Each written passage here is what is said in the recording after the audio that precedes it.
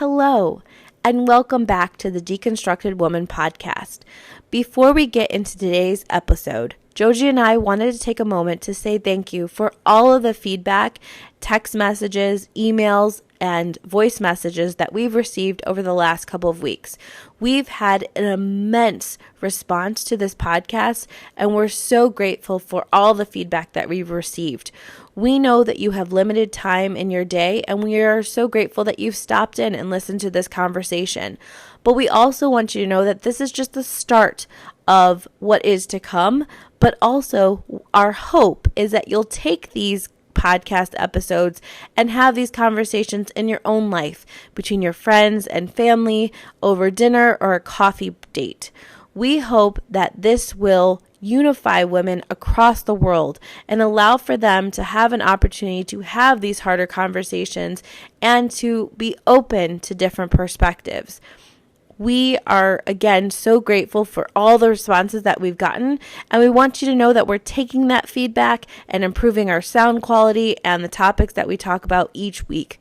We hope that you will continue to listen in, and if you want to get a hold of us, you're welcome to email us at thedeconstructedwoman@gmail.com, or you can go to anchor.fm and leave us a voice message. We want to hear from you, and we want to continue the conversation for hopefully months and years to come. So thank you again for listening in, and we hope to talk soon.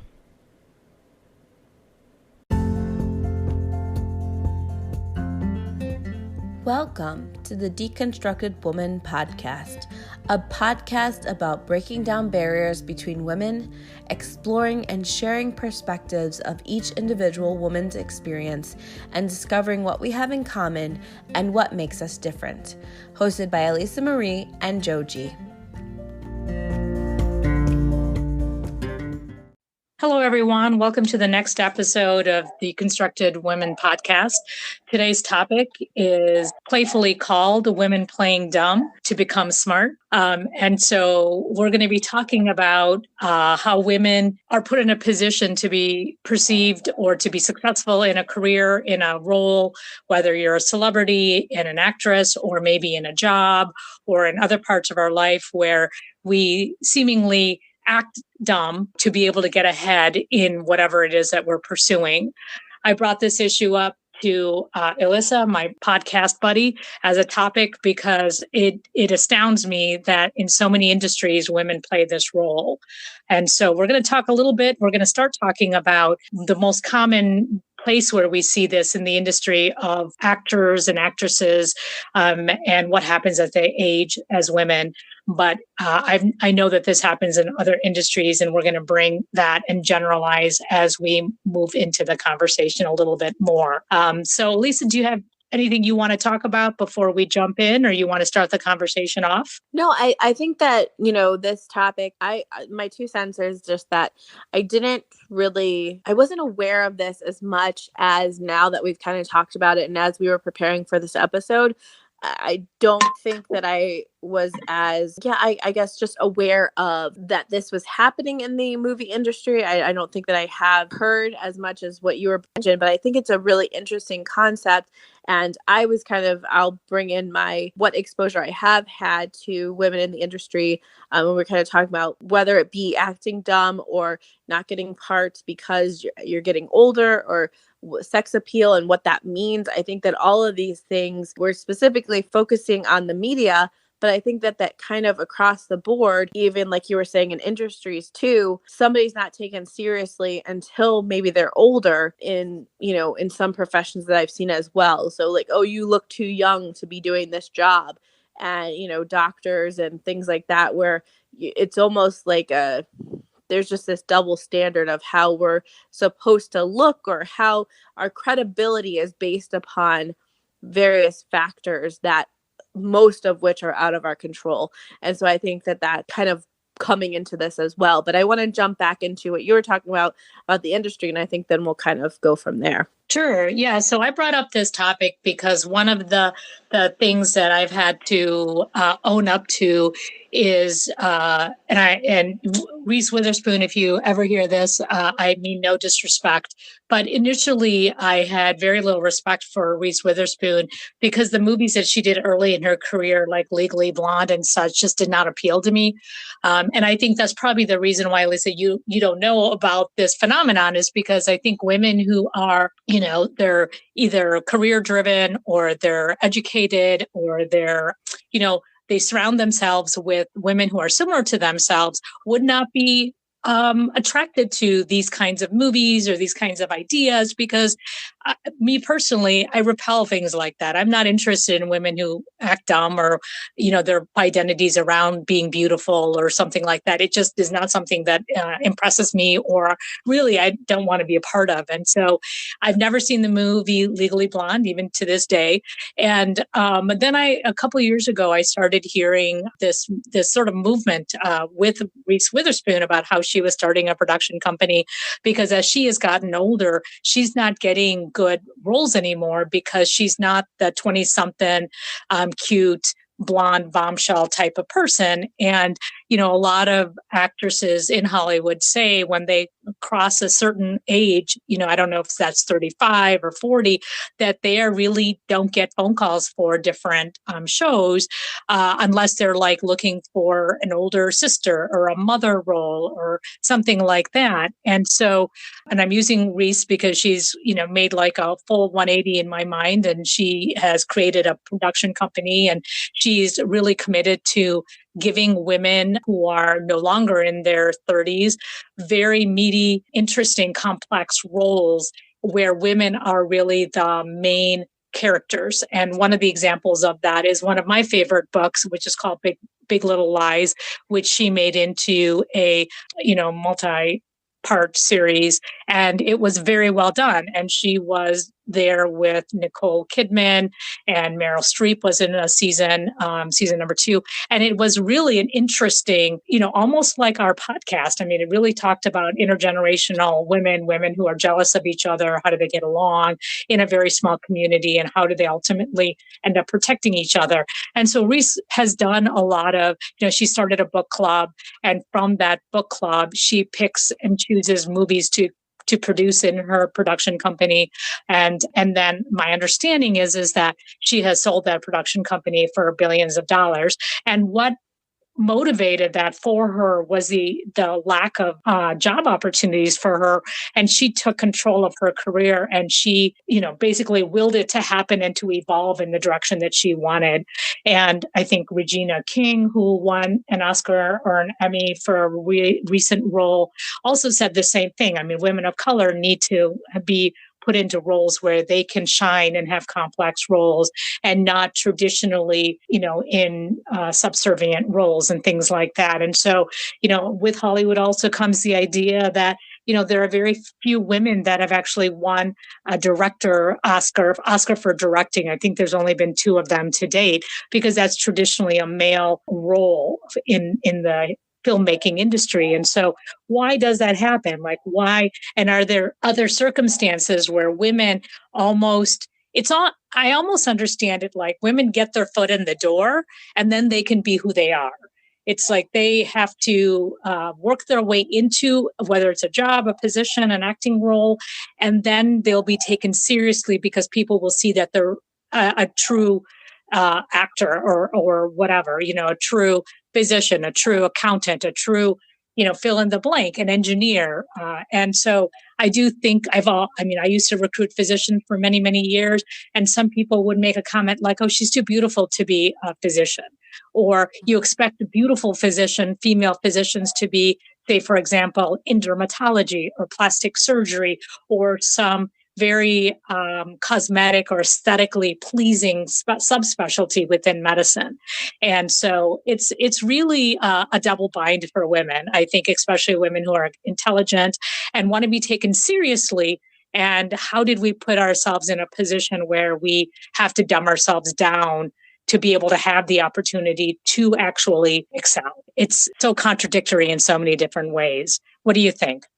Yeah, I'm thinking like I'm rolling through a lot of the shows that I've watched that I kind of gravitate to, and I was just thinking of the one of the shows I watch is Working Moms, and it's a show produced by a woman about women, and it's around these moms kind of creating community for themselves.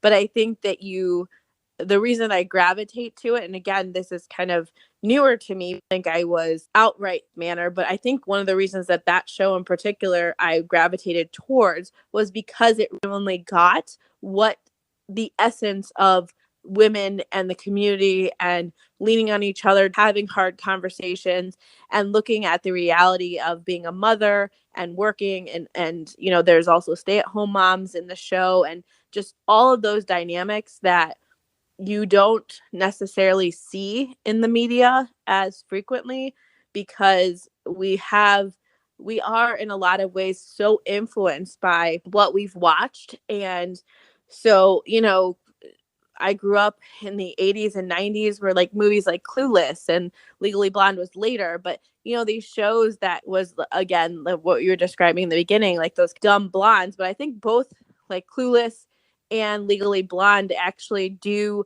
touch on the fact that these two women, two different roles, but they are pigeonholed into being dumb, but they actually show that they're very intelligent. In Clueless, the girl, I can't remember her name, but she goes on to have really good skills in one area and really be impressive. And in Legally Blonde, Elle goes to Harvard and gets a law degree. And contrary to what everyone believed what was going to happen, they're like, oh, you're blonde, you can't do this. So I think that there is some pushback on that, but it also, if you haven't seen it or you don't know, like it wouldn't be very attractive, because it really does it's trying to challenge the stereotype, but it didn't go all the way. It's like those stereotypical concepts. And I don't know who produced either of those movies, but I'm gonna guess they were men. So, not to say that, there's anything wrong with that, but there are characteristics and essence of something that a woman has created compared to a man. It kind of hits closer to home is my thought. But I'm sure that there's instances where, there's been lots of movies out there that have touched everybody regardless of gender. But I think that when we're talking about, what the industry looks at women and how they view, can we give this role to somebody? The stereotypes of gender hold firm in those instances. And I will say too that as a mom, because I think those movies came out probably when I was, probably getting closer to getting married and all those things. I mean, the idea that that would be something that I'd want my daughter to watch is something that I can't even conceive of. But at the same time, I remember when I was, my undergrad is in developmental psychology, and I remember reading that it's not unusual. There's a lot of research about the fact that girls at a certain point go from wanting to compete with boys to not competing with boys. And I thought to myself, oh, if I ever have a daughter, I'm not going to let that happen. And wouldn't you believe it, that it just is something, it's a phenomenon with women, with girls, where, and my daughter was like the classic case of that, where 6, 7, 8, 9, she was competing with boys, wanted to be better than boys, just really wanted to excel against them and show them that she is as good, if not better than them. And then there was like this, I don't know, this like total change where she didn't want to do that anymore. And she was busy, wanting to put mascara on and putting nail polish on and, fixing her hair. And I'm like, what just happened here? Like, I don't know. Mm-hmm. And the research that I studied in undergrad is really that, grades will drop because they don't want to be smart, because they know somewhere biologically or something that smart girls just don't get far in life. And I also saw that with my daughter as she went into middle school and high school. She had taken some, technology classes. And when she went to high school, I'm like, hey, they have a robotics club. You should join that. And she said, Mom, no girl in the robotics club is going to be asked out on a date. And I was like, I didn't realize that was that important to you. And she was like, well, yeah. And so so there's a lot of years there that I didn't know what was going on. I was just along for the ride. because it wasn't what I had thought I had influenced my child to believe. And yet, she was finding her path, and I was trying to be supportive. So, Elisa, you have what, a 6 or 7 year old daughter? Yes. Yeah, I have a 7-year-old. 7 year old. So can you imagine your daughter turning around and saying something like that? Or how would you describe your daughter in the in the scenario I described to you with my daughter?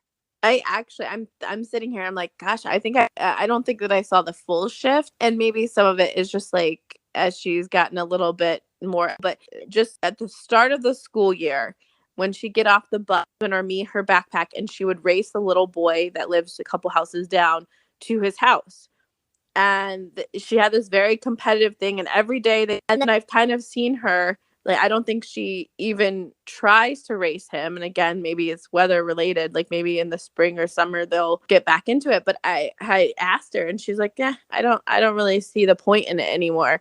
And it was kind of like, well, it was kind of this fun thing you did after school was race him. And she's like, yeah, but he's a lot faster than me. And so already, again, it's on a much smaller scale, and maybe it'll be different a week from now. But I kind of already see that kind of shift of, okay, I liked this. This was fun. I felt competitive, but then kind of that sense of, well, maybe I shouldn't be doing this, or I can't be as good as him, so I'm not even going to try. Yeah, it'll be interesting to see, like, where, in the future when you talk to her about that, maybe she'll have an understanding of that. And I think that they're not consciously deciding not to compete or not to do that. I think it's just, they realize something is changing. Maybe they're just more aware of their bodies or the way they interact with boys, or they're more aware of boys. Who knows what the real reason is? But I think it's something to keep your eye on, because it does evolve and it changes, and their behaviors become more noticeable as they are trying to accomplish, the different kinds of things that as they get older, they will want to do. And so I also have a situation I thought about with somebody I knew in my younger years. And this individual was somebody who I had never known her to be anything but sort of like, she wasn't blonde, but a brunette, but like, just like she could have been a blonde, because she was really interested in boys and wanting to be cute. And so I just thought she was really dumb. I did not know that this was all like an act. And so she ended up, starting her own business and being very successful at the business. But the man she married only knew her to be dumb, and didn't really know how to reconcile this like smart businesswoman. And I will tell you, eventually they split up because he could not see her any other way. He did not want her any other way. And I think when I was speaking to her once, she said to me, I turned 40 and it was like something just flipped a switch in me. Like I was done with that. And her husband just couldn't keep up. And she just decided, for whatever reason, that it wasn't worth it. And I just thought that was really interesting, because and who's at fault there?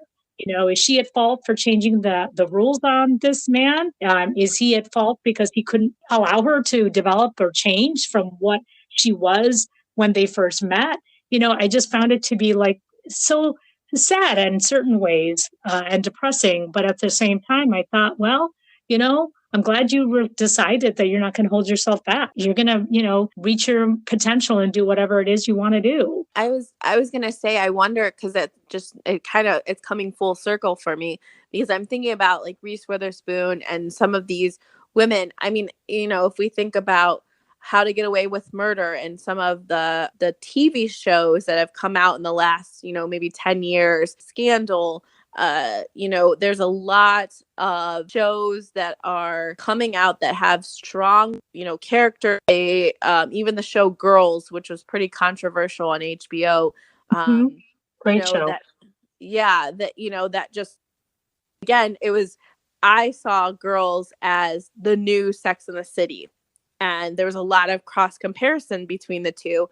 But again, it's such a different feel, and I actually it was one of those things where I watched it, but I was just like, what I like about this show, like I can't put my finger on what I like about it, because I didn't really have affection towards any of the actors, but something about it drew me in.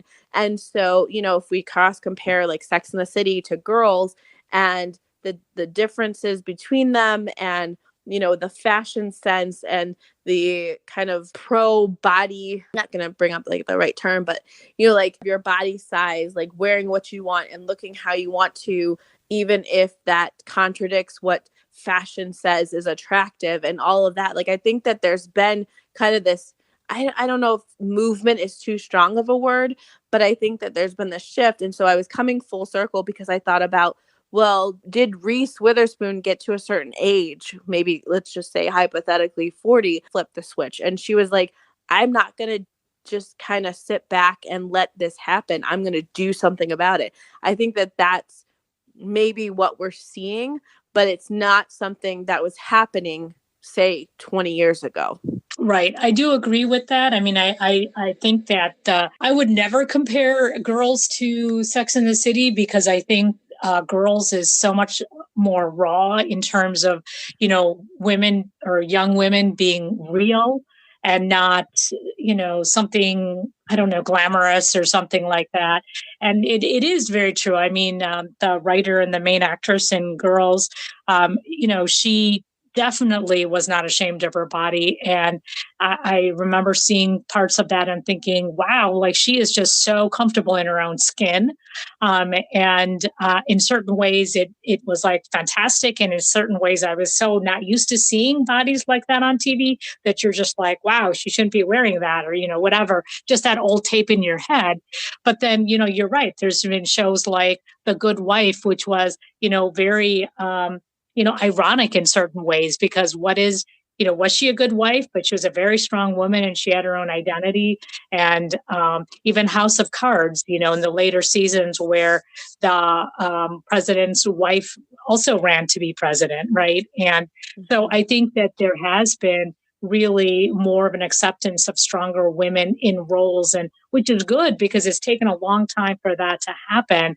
And I think we still have a long way to go, but definitely have made some progress. I think about Julia Roberts, her breakthrough film was Pretty Woman, where she was a prostitute.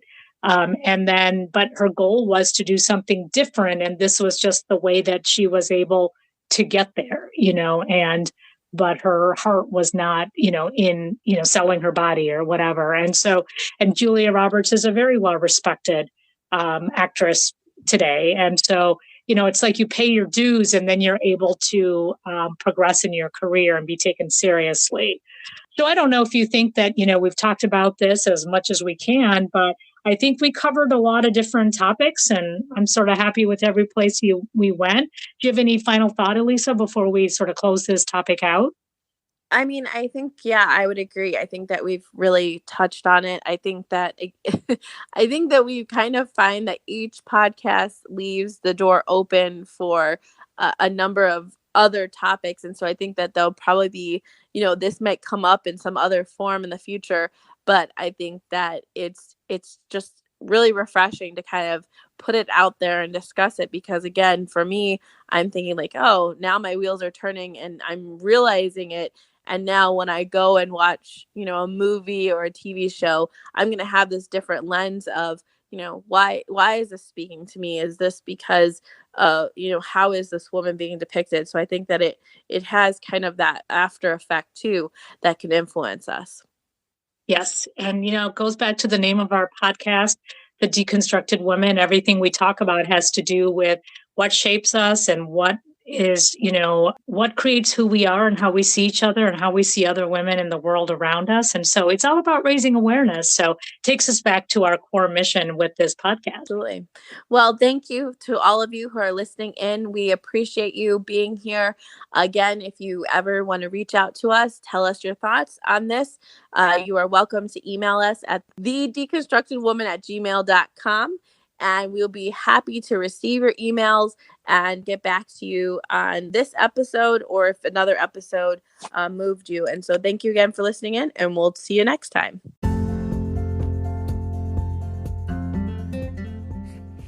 Thank you for listening to our podcast, The Deconstructed Woman. If you like this podcast, please share it with your friends, rate this episode, or subscribe to be notified of all new content. We want to hear from you, our listener. Do you have thoughts on the discussions we're having? Want to share topic suggestions? Or want to join us for a topic that you're passionate about?